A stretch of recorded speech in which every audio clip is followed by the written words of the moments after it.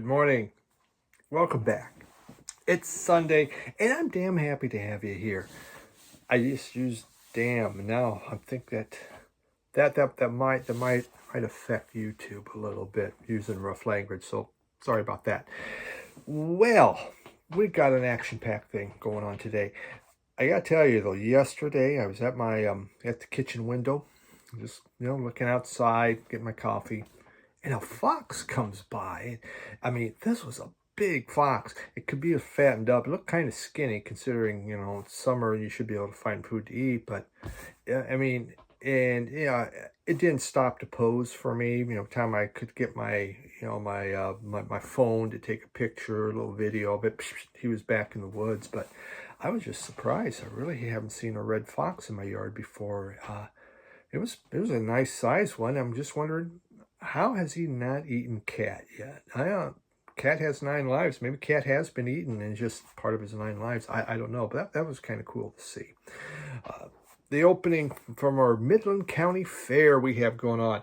I haven't been to the Midland County Fair in 10 years, so my wife, or probably longer than that, so the missus goes, well, you want to go to that? And well, I really didn't want to, but, once in a while we have to do things that we don't want to do. And so, okay, let's do that. And so we went, and, we went to the Midland County Fair for supper, which consisted of a fried corn dog and a fried Twinkie for me. And my wife, a bucket of French fries. Yes, eating at the county fair. It's a healthy choice.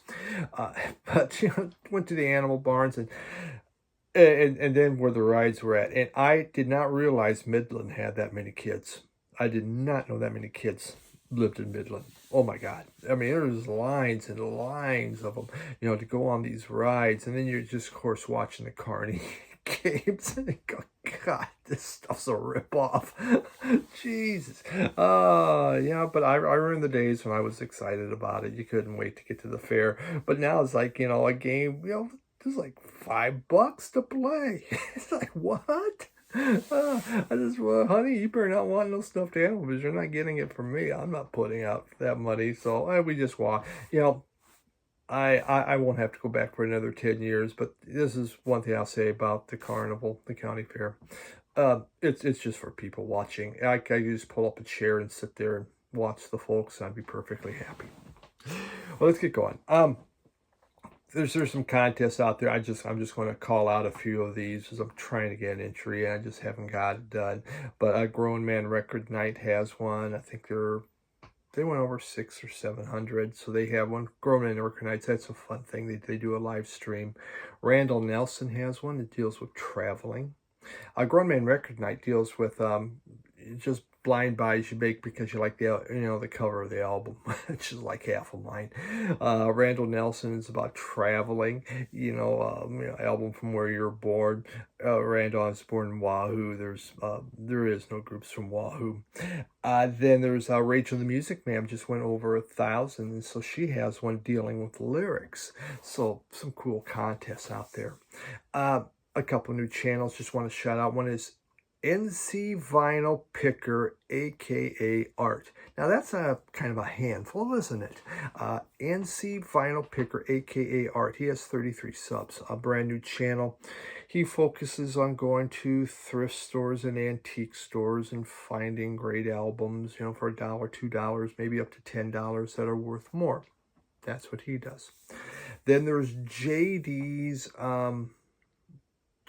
Deep Cut Sunday Tracks. JD's Deep Cut Sunday Tracks is in their new channel.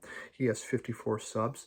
He looks at one-hit wonders. He looks at people, or deep tracks, or maybe a song you've forgotten about, and talks about that. Both of these channels, unlike mine, make shorter videos. They're under 10 minutes.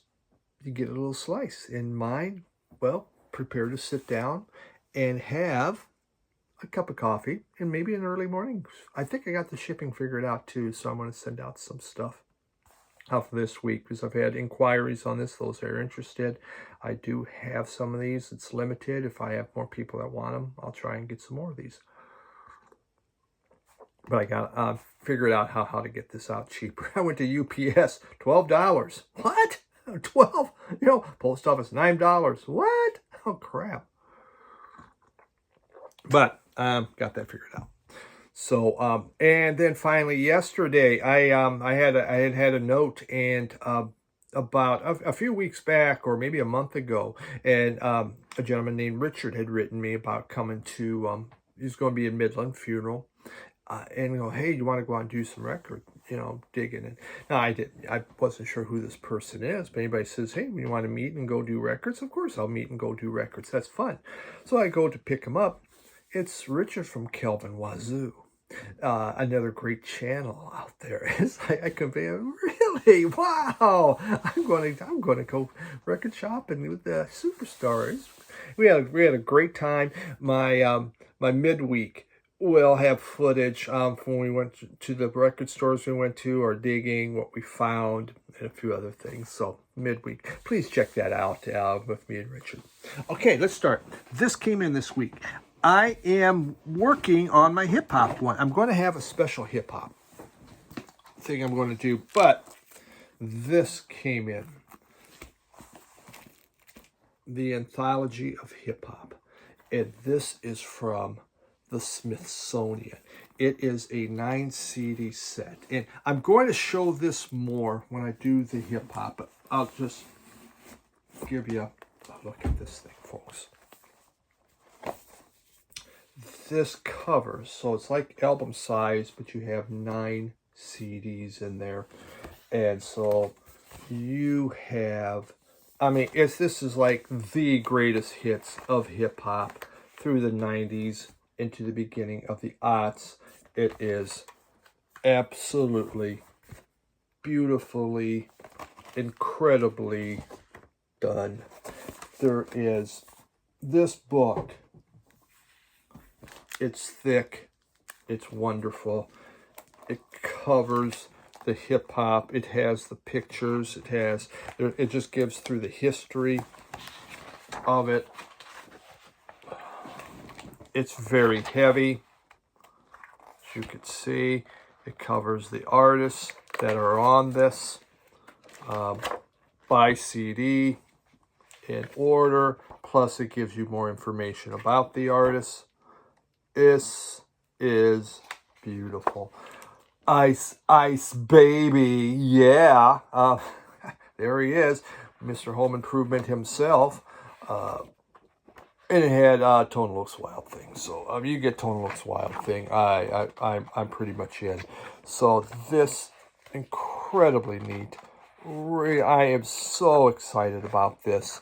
I said Drew from Diamond Needles has really been upping my game on understanding hip-hop better. Sent me albums, and which I'm going to kind of talk about because it's got me back into listening to this stuff again. And again, I had a lot of CDs, but I never even really listened to it. So just incredibly gorgeous. It's amazing. Absolutely stunning box set. 9 CDs. I can't imagine. Didn't come out in LP form. I don't know what that would have cost. Would have been a lot, but that's great. We begin, though. And we're going to start with me taking off a plastic sleeve. And this is a compilation. This is a punk compilation. One of the first ones to come out. Flex Your Head. And I believe this came out in 81. There are 18 songs per side on here. This is kind of the beginning of hardcore punk. The punk from Britain, in the 70s, punk was morphing, falling apart. It was losing itself. And these punk bands came out of the DC area. And it is truly an amazing thing. It's off Discord. This is a hard to find compilation. And it is in such perfect condition. It's incredible. This is from the Punk collection that my local store has. And so there's the bands Teen Idols, Untouchables, State of Alert, Minor Threat, Government Issue, Youth Bridge, Red Sea Void, Iron Cross, Artificial Peace, and Deadline. And there are, again, like almost 18 songs per side. This is a capture of a place and time when punk was beginning to take off. These songs, they are absurdly short. They're like temper tantrums or ironic orgasms. I mean, it's just boom, you're done. It's just something else. I mean, music for those with a short attention span. You know, that's just a way to look at it. You know, there was more that came out in this series, but this is the one that started it all. And this is just one of those great punk finds as punk morphed into the hardcore and coming out of the DC area. So flex your head. Super excited. For those that really like that, you're probably familiar with it. This brand new just came out. GA20. And this, try it. You might like it. Nice vinyl. GA20, it's a blues group. They worship the Chicago blues from the 50s and 60s, and they really stay true to it. This is their tribute to Hound Dog Taylor. 1, 2, 3, 4, 5, and 6 fingers. Hound Dog Taylor. You can see the 6 finger didn't really do, probably couldn't even pick your nose with that sucker. It was just there. Incredibly fun album. If you like 50s and 60s, if you like Hound Dog Taylor, you would absolutely adore this album unless you want something kind of done different. If you want a reimagination, this isn't going to have it. These guys, these three, this trio really worships Hound Dog and wants to give him justice. GA20, the group name, which seems kind of weird, is named after a vintage amplifier from the 50s. The group consists of 2 guitars. There's no bass player. 2 guitars. Pat Fadery and Matthew Stubbs, and then the drummer is Tim Carmen, I believe. And so this trio plays their version of that 50s and 60s Chicago blues. They give you a large dollop of distortion and fuzz goes in there. The slide that's happening is really incredible. This is just a rowdy blast of Chicago blues. This was great.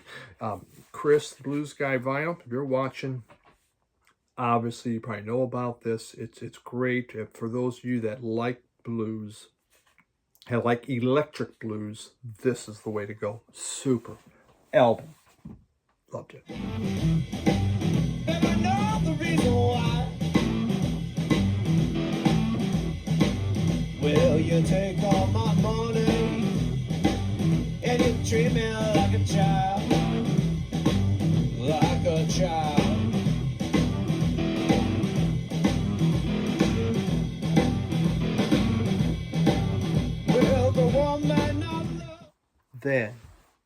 Then, this came in Bill Evans, and this is from Vinyl Me Please. It is, you can see, now I gotta show you this. So it says it's exclusives, yeah, in red vinyl, 1,000 of them. Red vinyl, you saw that, right? Red vinyl, first ever colored edition. What the hell's that up? Wow, this is the first one that's ever been done in color. I mean, how many? That's like 1 billion albums. So red vinyl. Red. Am I colorblind? Are you seeing orange or are you seeing red? There's a red label. It really looks. So is this a variant? Is this a $1 billion variant? I don't know, but that's not red vinyl. So Bill Evans, Symbiosis. Probably saying that wrong. Came out in 1974. There are no Bill Evans. He didn't compose any songs. There are no standards. He works with a symphony conductor. This is not the usual his solo or trio work. He does work with a orchestra. Klaus Ogerman, he wrote it, composed it, and conducted the music. So Bill Evans, he plays piano, he plays organ on here. I read a review and they called it gently challenging. Isn't that nice? It's gently challenging. Okay, then. If you're a big Bill Evans fan, you would probably like it.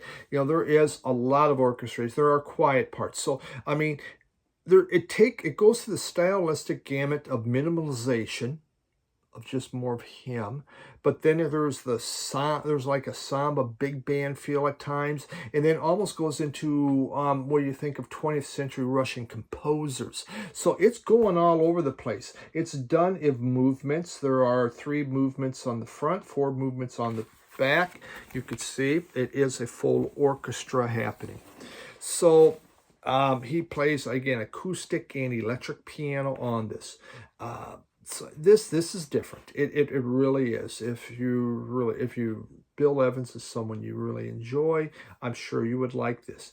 If you like classical, I think you would like this. If you're getting new into jazz, I wouldn't advise it because it's gently challenging. But came in. This is going to have to. I'm going to have to grow into this one. I knew it was going to be different. I didn't know how symphonic it was. I like symphony. I love classical. So I should be able to dig this, but it's going to take a few more listens, which I will give.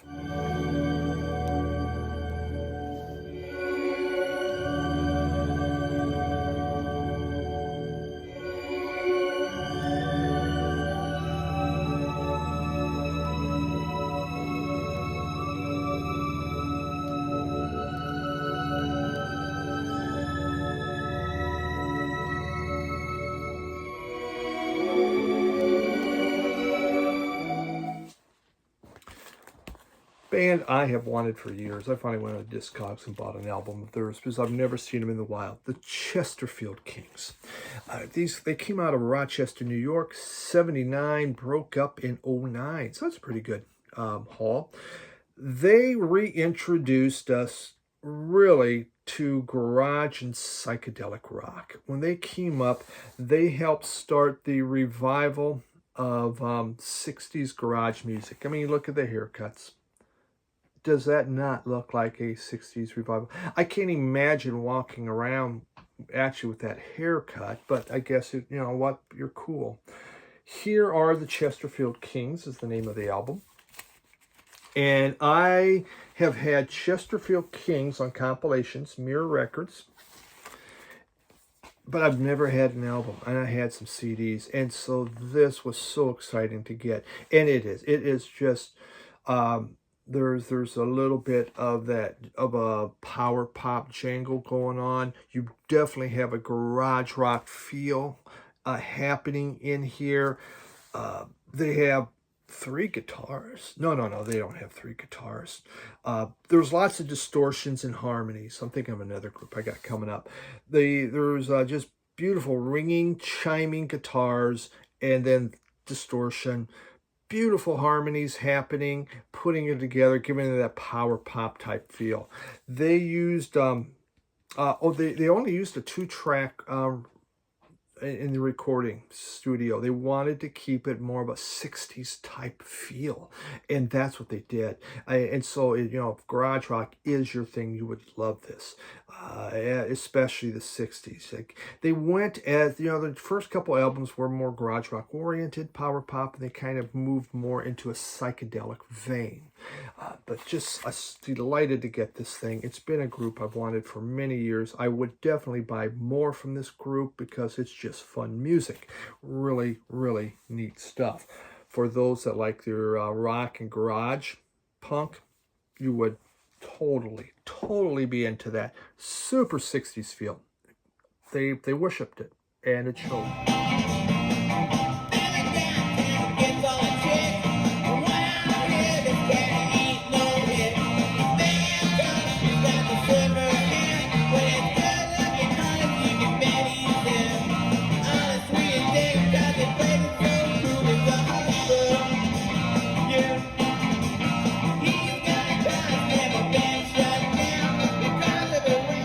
to the Cramps. This is the Psychedelic Redo. Vinyl Richie showed this a few months past, and I had looked at, I hadn't bought it, but he really gave it a glowing review, and so I went out and I bought it. If you are a first-time Cramps fan, I won't recommend it to you. If the Cramps is someone you like and you want to hear more about it, I would recommend. So Psychedelic, this is based off the album. It was their second album, Psychedelic Jungle. That's it. And so this looks at demos. It looks at live works. It looks at even radio broadcasts. Kind of what went into making their sophomore effort. But there's also, some demos from even their first album, like songs, I think TV Set, there's totally different type lyrics were on here. This is neat. It is for those that are really into the Cramps. Some of the recordings, they're a little, it's not, it's not as clear because, again, there are demos and things like that. But it kind of gives you a feel where the group was going, what they were doing, what they were looking into. If the Cramps is your deal, then this is good to have. I've got this off Bump Records, and just looking at the sophomore album. But again, if you're not, then don't, if you're new to the Cramps, I wouldn't buy this. I wouldn't recommend this. You should get Gravest Hits. You should get the Songs the Lord Taught Us. You should get this one, Psychedelic Jungle, the actual album of this. That's where to go. This is for those that want to explore more into it. They were going through a series transition. They had to get a new guitarist. And so they did. Kid Congo, they had to, they went through, they used three different drummers, so they got Nick Knox on here and drumming. So, there is this transition of different people happening. So cool to have this thing. It's not the one I'm going to pull a lot. I love the Cramps. Cramps is like my jam. And so, Vinyl Richie just told me he's going to be doing a Cramps video soon. I'm excited about that. I did one many, many years ago. Well, 3 years ago. It's all washed up though, so here's what the album looks like. Don't ask for the sleeve.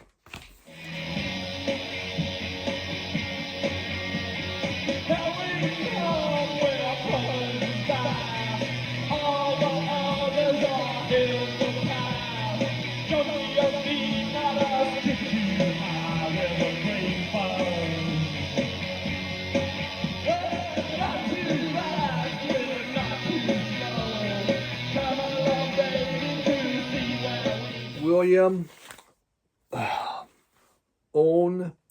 Onyeabor. I think I'm actually saying that right, folks. Onyeabor. So he is from Nigeria, born in 46, passed in 2017. He was born into a very poor family, but they were able to raise enough money that he went to Europe and learned how to produce and how to manufacture records. He comes back to Nigeria and creates Luka Pop. Luka Pop is one of those African labels that became very popular and produced a lot of people. William, he produced 8 different albums with Luka Pop, his label. Then he became a born-again Christian, and he never talked music again. Never. People have wanted to write his life story. Refuses to talk about it. Will not mention the record industry until the day he died. He wouldn't. This is a compilation of his works. It's a 2-album set. Came out around 2012, I think. I think it did. Something like that. 2013. And so they had to just do this. His family helped and stuff because he once became born-again Christian, he stayed with, and we will not talk about the music. So the music on here, he's a Nigerian funk musician, but this is really, it's dance, It's disco. There is very heavy, it's very rhythmic with heavy rhythms like African music. And there's a lot of synthesizer thrown in. It's very good, but it's not the funk of the 70s. This has been updated. There is, I mean, you could just hear this stuff on the dance floor. It would fit right in and sound really good. So it's a little different that way. It's a more updated sound of kind of a version of rhythmic funk going on. I enjoyed this.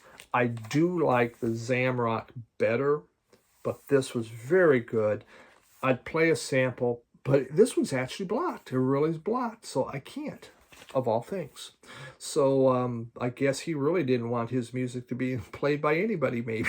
So, but happy, people had shown this before. I finally got it. In fact, someone had shown it. I go, I need just to buy that, and I did. Happy to have it. You're just not going to hear about it. My final 2 albums. This is a Michigan group, and they're called the Stick-Arounds. The Stick-Arounds. A guy here in town, a friend of mine, Steve Bales is his name. And after the flood, Steve Bales invited me over.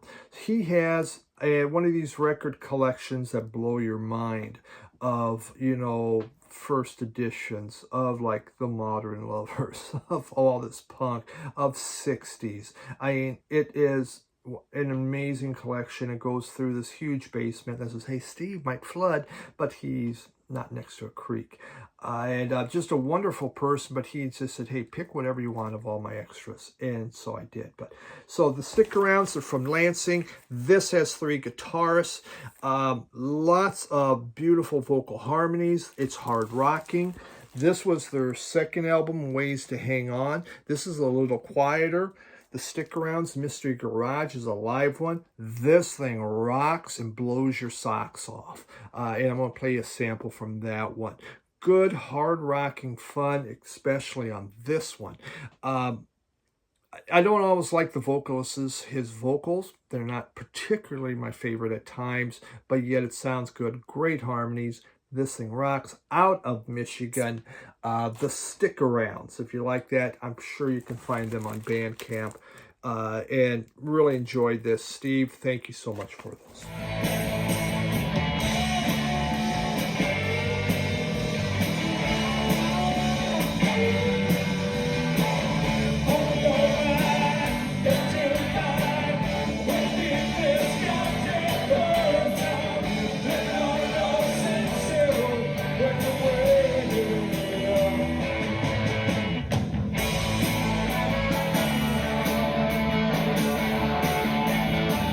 That's it. That's my whole thing. We're going to be around 30, but I appreciate you taking the time to come in and spend it with me. Have yourself a great week, everyone. And for those that want a Cant mug, I'll get a hold of you. Bye.